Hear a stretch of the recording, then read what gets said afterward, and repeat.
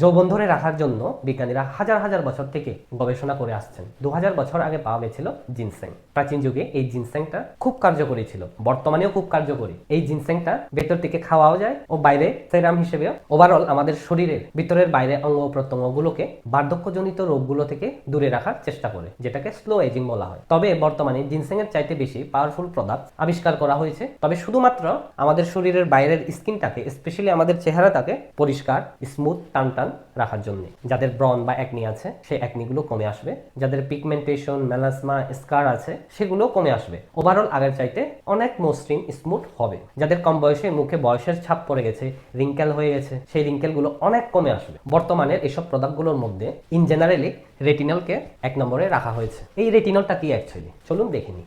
Actually retinol হচ্ছে vitamin A এর একটা ডিরাইভেটিভ। ভিটামিন এ থেকে এই রেটিনলটাকে বানানো হয় সিনথেটিক্যালি ল্যাবরেটরিতে। এই রেটিনলটা মার্কেটে কসমেটিক হিসেবে পাওয়া যায়। এই রেটিনল সেরামটাকে যখন আমাদের স্কিনে লাগানো হয় তখন সেখানে কিছু কেমিক্যাল রিঅ্যাকশন ঘটে, যার ফলে রেটিনল থেকে রেটিনালে পরিবর্তন হয় আর রেটিনল থেকে রেটিনোইক অ্যাসিডে পরিণত হয়। এই রেটিনোইক অ্যাসিডটাকে ট্রিটিনয়েনও বলা হয়। আর এই ট্রিটিনয়েনটা হচ্ছে ডাইরেক্ট মেডিসিন ব্রণের জন্য। আর আমাদের স্কিনেও অ্যাকচুয়ালি এই ট্রিটিনয়েনটাই কাজ করে। এই ট্রিটিনয়েনটাও মার্কেটে ওষুধ হিসেবে বিক্রি করা হয়, তবে ডাক্তারের প্রেসক্রিপশন লাগে, কারণ এটা খুব পাওয়ারফুল। কোন ডোসেসে নিতে হবে, কার স্কিনে শুট করবে করবে না সেগুলো সব দেখে ডাক্তার প্রেসক্রাইব করে। রেটিনলটাও ভালো, শুধুমাত্র তাকে এখান থেকে এই পর্যায়ে আসতে একটু টাইম লাগে। যেখানে ট্রিটিনয়েন 1 মাসের মধ্যে রেজাল্ট দেবে, সেখানে রেটিনল 3 মাসের মধ্যে রেজাল্ট দেয়। এটাই পার্থক্য। রেটিনল কম পাওয়ারফুল হওয়া সত্ত্বেও বেশি দামি, আর ট্রিটিনয়েন পাওয়ারফুল হওয়া সত্ত্বেও সস্তা, কারণ এটা ওষুধ হিসেবে বিক্রি করা হচ্ছে আর এটা কসমেটিক হিসেবে আর ব্র্যান্ডের ভ্যালু হিসেবে দাম করা হয়। এই রেটিনল স্ট্রিক্টলি কারা ব্যবহার করবেন না?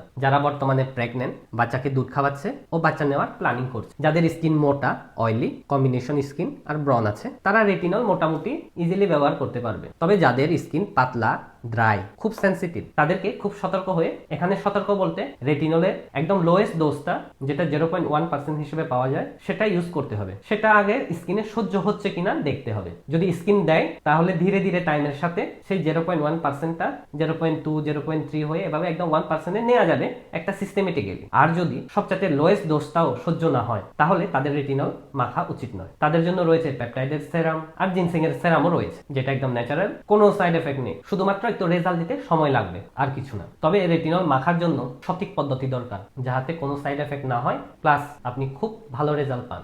রেটিনলের ব্যবহার শুধুমাত্র রাত্রে ব্যবহার করা যাবে।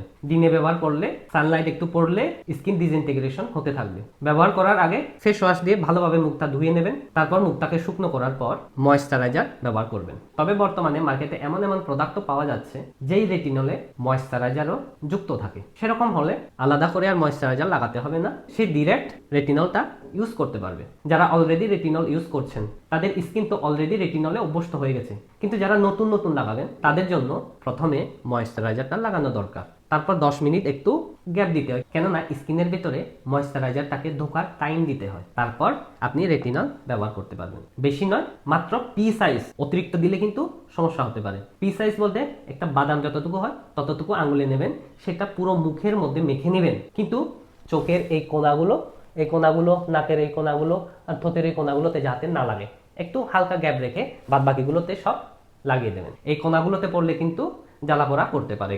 রেটিনল মাখার পর যাতে স্কিনে একটু ভালোভাবে কাজ করতে পারে তাকেও 5 থেকে 10 মিনিট টাইম দিতে হবে, তারপর আবার ময়েশ্চারাইজার লাগিয়ে নিতে হবে। এভাবে সারা রাত ঘুমালেন, সকালে উঠে মুখ ধুয়ে নিলেন, তারপর আপনাকে সানস্ক্রিন লাগাতে হবে। তারপর দিন সকালে সানস্ক্রিন অবশ্যই লাগাতে হবে। কেন? কারণ রেটিনল মাখলে স্কিনটা একটু সেনসিটিভ হয়ে যায়। অ্যাকচুয়ালি সেনসিটিভ বলতে আমাদের স্কিনের উপরের যে ময়লা লেয়ারটা আছে সেটাকে সরিয়ে দেয়, তার ভিতর থেকে নতুন কোষের সেলটাকে ডেভেলপ করতে সাহায্য করে। আমাদের শরীরের স্কিনের ভিতরে কোলাজেন প্রোডাকশনটাকে বাড়িয়ে দেয়।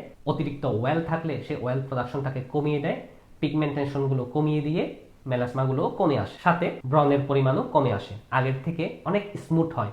যে রিঙ্কেলগুলো থাকে সেগুলো টান টান হতে শুরু করে। কিন্তু এই রেজাল্টগুলো 2.5 থেকে 3 মাসের মধ্যে দেখা যাবে। সপ্তাহে 3 বার করে মাখবেন। যারা একদম নতুন ইউজ করবেন তারা প্রথম সপ্তাহে শুধু 1 বার, দ্বিতীয় সপ্তাহে 2 বার করে, তৃতীয় সপ্তাহে 3 বার করে, মানে তারপর থেকে সপ্তাহে 3 বার করে ইউজ করতে পারবেন। যাদের স্কিন সেনসিটিভ নয়, মোটা, তারা 0.3% থেকে ইউজ করতে পারবেন, অনেকে 0.5% থেকে ইউজ করতে পারে। 5 থেকে 6 মাস ইউজ করার পর আস্তে আস্তে করে 0.5 থেকে 0.67 এভাবে এগোতে এগোতে 1% পর্যন্ত আপনি ব্যবহার করতে পারেন। বাইরে বের হলে সানস্ক্রিন SPF 50, আর ঘরে থাকলেও সেদিন SPF 30 লাগালে চলে যাবে। ঘরের মধ্যেও লাগাতে হবে। আপনার যদি মনে হয় আমি রেটিনল ইউজ করব, তারপর দিন সানস্ক্রিন ইউজ করব না, ঘরে থাকলে ইউজ করব না, এটা যদি বলেন হবে না, উপকার পাবেন না, উল্টে সাইড এফেক্ট হতে পারে। তাই ব্যবহার করলে পুরো স্টেপগুলো ফলো করবেন, আর ব্যবহার করতে না চাইলে করবেন না। আমাদের শরীরের অঙ্গ প্রত্যঙ্গগুলোকে বার্ধক্যজনিত রোগ থেকে দূরে রাখার জন্য, যেটাকে অ্যাকচুয়ালি প্রকৃতপক্ষে যৌবন ধরে রাখা বলা হয়, সেটা নিয়ে আমি পরে আরেকদিন ভিডিও দেব।